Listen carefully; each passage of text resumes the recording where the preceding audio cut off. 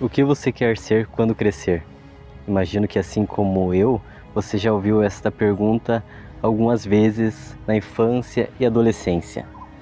Mas sabia que é possível a gente escolher o que queremos ser após o período do Renascimento e Humanismo?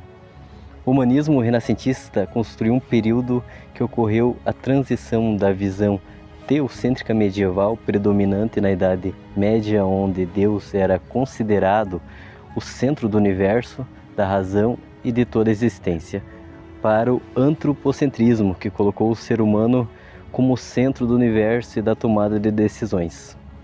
Isso não foi uma negação de Deus, mas sim uma perspectiva de não deixar que a Igreja limitasse as experiências do homem sem abordar a fé religiosa. Os humanistas passaram a enfatizar a capacidade humana. O humanismo foi a base para o Renascimento. Esse movimento revolucionou a arte, ciência, educação e a sociedade, mudando para sempre o mundo e nos influenciando até os dias de hoje. Este período também influenciou a psicologia e principalmente a psicologia humanista, que é uma das linhas teóricas mais populares. Vamos entender como ocorreu todo este processo? O Renascimento e o Humanismo são dois movimentos que causaram muitas transformações na história da civilização ocidental, caracterizando a transição da Idade Média para a Idade Moderna. Entre os séculos XV e XVII, estes movimentos romperam com as estruturas sociais e intelectuais medievais, inaugurando uma nova visão de mundo, na qual o ser humano assumiu o papel central devido a um movimento que priorizava sua dignidade, liberdade e capacidade criativa. Enquanto o Renascimento promoveu mudança nas artes, ciências e cultura, o humanismo integrou este contexto, promovendo um renovado interesse pelas humanidades e pelo potencial humano. O Renascimento deu um salto para frente no desenvolvimento da humanidade, devido ao valor que uma civilização europeia, principalmente a italiana, deu à pintura, música, literatura e às línguas nacionais. Neste período da humanidade surgiu diversas invenções em pouco tempo. Por mais que o Renascimento tenha se estendido por 3 séculos, as mudanças foram radicais neste período, comparado a séculos anteriores. O Renascimento teve um grande progresso técnico, possibilitando ao homem do Ocidente mais recursos para explorar o mundo que na época passava a ser mais conhecido, com as grandes navegações e as descobertas mais acessíveis com a invenção da imprensa. Outro período relevante foi a literatura humanista, com histórias que criticavam os costumes da época e abordavam com profundidade o universo psicológico dos personagens. Outra grande característica da época do Renascimento foi o início da libertação do indivíduo. Tirando o seu anonimato medieval, em que até então sua vida era destinada pelo grupo no qual pertencia, por exemplo, uma pessoa que era filho de um marceneiro tinha uma grande probabilidade de também se tornar marceneiro. Neste período, começou uma libertação das limitações coletivas, por exemplo, Leonardo da Vinci, que era filho ilegítimo de um tabelião rico. Por mais que seu pai fosse bem sucedido, por lei Leonardo era impedido de seguir a profissão de seu pai e cursar algumas faculdades por ser considerado um cidadão de segunda classe. Mas ele usou essa exclusão social para trilhar seu próprio caminho, não sendo moldado pelo seu nascimento ou pelas regras do seu tempo. Leonardo moldou sua própria vida, tornando-se arquiteto do seu destino, assim como o movimento colocou o seu valor e capacidade em primeiro lugar. O humanismo, como componente intelectual do Renascimento, apresentou como prioridade a valorização do homem, sua dignidade, liberdade e da sua capacidade de criar e transformar a realidade, por meio da razão e da crítica, com grandes influências do estudo das áreas humanistas, por exemplo, história, filosofia, literatura, aplicando ideias da antiguidade, principalmente da Grécia Antiga, na vida contemporânea, lendo livros que eram proibidos pela Igreja Católica, substituindo Deus do centro de tudo e inserindo o homem em seu lugar, realizando uma separação entre a esfera religiosa, o sobrenatural, a fé e a esfera temporal, a história, a política, etc., permitindo uma maior autonomia e liberdade do homem para conhecer o mundo. Nesse período surgiu a ideia de uma educação universal. O conhecimento não se limitava ao campo religioso e ao continente europeu. Se incluiu uma busca pelo conhecimento de outras culturas e outras regiões do mundo. Obras da Igreja Católica foram reinterpretadas. Fontes clássicas de gregos e romanos foram revisitadas. Autores orientais, persas, árabes, indianos, chineses, entre outros, que até então eram desconhecidos pelos europeus, foram descobertos e incorporados em seus estudos. Todos esses elementos reuniram uma riqueza de conhecimento e influenciaram o conceito de formação integral, que trazia a ideia de que a educação não deveria cultivar apenas a mente, mas também o corpo e o espírito, juntando o intelectual à moral, o físico e o espírito, para desenvolver um ser completo, que pensa de maneira crítica e criativa. O conceito de formação integral, intelectual, moral, físico e espiritual foi um princípio fundamental na pedagogia humanista. A educação deveria não só cultivar a mente, mas também o corpo e o espírito. Esta visão integral é importante para o desenvolvimento do aluno como um ser completo, capaz de pensar de forma crítica e criativa. O humanismo renascentista marcou uma das mais significativas reviravoltas no panorama social, cultural, intelectual e educacional da história.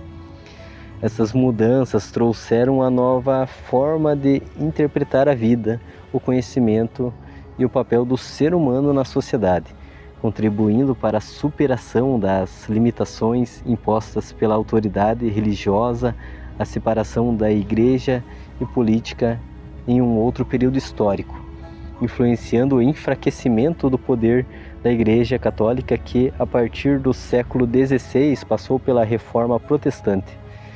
Esses movimentos transformaram o pensamento científico entre os séculos XVI e XVII. Iniciou a Revolução Científica, mudando para sempre a compreensão do estudo do mundo natural e do ser humano. Esta revolução foi essencial para estabelecer as bases para diferentes correntes filosóficas, políticas e sociais, como o iluminismo e o racionalismo, influenciando outros episódios históricos como a Revolução Francesa de 1789. Surgida no final da década de 1950, a psicologia humanista surgiu como uma terceira força da psicologia, sendo uma reação às duas forças que até então dominavam a psicologia, o behaviorismo e a psicanálise. Os humanistas acreditavam que a insistência do behaviorismo em aplicar os métodos das ciências físicas ao comportamento humano fazia com que seus adeptos negligenciassem dados subjetivos cruciais. Também acreditavam que a ênfase da psicanálise nos impulsos inconscientes deixava a mente consciente a uma importância relativa. Os primeiros psicólogos humanistas buscaram restaurar a importância da consciência e oferecer uma visão mais abrangente da vida humana, observando o ser humano como um todo, emoções, mente, corpo, o ambiente que está inserido, sua história, uma visão que atualmente todas as forças da psicologia observam, mas que naquele período foi algo revolucionário. Embora a psicologia humanista tenha sido influenciada por correntes filosóficas modernas, como o existencialismo e a fenomenologia, muitos de seus valores dialogam com ideias já presentes no humanismo, renascentista. Os renascentistas celebravam a capacidade criativa e intelectual humana. A psicologia humanista desenvolveu o conceito de autorrealização, a motivação inata para atingir o máximo do potencial. Assim como o Renascimento e o humanismo, na psicologia humanista, o sujeito é protagonista de sua vida, capaz de fazer escolhas e trilhar seu próprio caminho. Herdando o individualismo renascentista, a psicologia humanista coloca a experiência subjetiva do cliente no centro do processo. A autonomia e responsabilidade pelas próprias escolhas são pilares fundamentais para a independência emocional e o bem-estar. Trabalhando seu potencial para desenvolver suas habilidades e alcançar a autorrealização. Os pensadores do Renascimento e humanismo buscavam compreender o sujeito de forma ampla, considerando diversos aspectos, assim como a psicologia humanista, que foi herdeira de importantes valores deste período. A psicologia humanista teve diversos autores influentes. Alguns deles foram Abraham Maslow, que desenvolveu uma hierarquia de motivação que culmina na autorrealização. Carl Rogers introduziu o que chamou de terapia centrada na pessoa, que se baseia na capacidade de autodireção, empatia e aceitação dos clientes para promover o seu desenvolvimento. Rollo May trouxe o existencialismo europeu e a fenomenologia para o campo, reconhecendo a escolha humana e os aspectos trágicos da existência humana. Em 1964, essas e outras figuras influentes se uniram em Old Saybrook, Connecticut, para consolidar-se ao movimento com diversos autores que tinham elementos em comum nos seus estudos e práticas, mas com divergências filosóficas e culturais. Apesar das divergências sobre a natureza humana e os rumos práticos, a conferência cumpriu seu papel de estabelecer o humanismo como uma força acadêmica e clínica na psicologia mundial. Ao longo da década seguinte, as ideias da psicologia humanista influenciaram os movimentos pelos direitos civis, pela libertação feminina e contra a guerra, ganhando ampla popularidade na cultura em geral. No mundo acadêmico, a rejeição da psicologia humanista em fazer pesquisa quantitativa, que é focado na coleta e análises numéricos, e focar mais nos métodos quantitativos, que têm o objetivo de compreender os significados. Isso fez que sua reputação fosse prejudicada por seus estudos focarem mais nas experiências individuais e menos coletivas em um mundo generalista. Após a morte dos autores mais populares do movimento da terceira força da psicologia, não surgiram outros autores que se destacaram tanto como os citados anteriormente. Os meios de pesquisa escolhidos por este movimento fez com que ele ocupasse menos espaço em um mundo que deseja resultados mais imediatos, concretos e generalistas. O psicólogo americano Donald Moss acredita que os princípios da psicologia humanista se tornarão ainda mais relevantes à medida que a nação envelhece, criando uma cultura preocupada em encarar a morte e encontrar sentido na vida. O envelhecimento populacional de uma nação altera diversos setores da sociedade e também as suas demandas psicológicas, por estarem passando mais tempo de vida na terceira idade. Uma fase que traz muitas perdas. É importante o idoso ter propósito, mesmo com limitações. Pensar na finitude como um meio para dar mais valor ao momento presente, dando seu significado subjetivo em uma sociedade que ainda tem um pensamento generalista de pavor do envelhecimento e foge da ideia da morte. Sendo este entre outros exemplos que a psicologia humanista tem ganhado mais espaço. O Renascimento e o humanismo representaram uma profunda transformação na maneira como o ser humano compreendia a si mesmo e ao mundo ao seu redor. Ao valorizar a dignidade, a liberdade, a criatividade e a capacidade de escolha dos indivíduos, esses movimentos romperam com limitações impostas por visões mais rígidas da realidade e abriram caminho para novas formas de conhecimento e desenvolvimento humano. Séculos depois, a psicologia humanista retomou muitos desses valores ao colocar a pessoa no centro do processo terapêutico, reconhecendo sua capacidade de crescimento, autonomia e construção do sentido para a própria existência.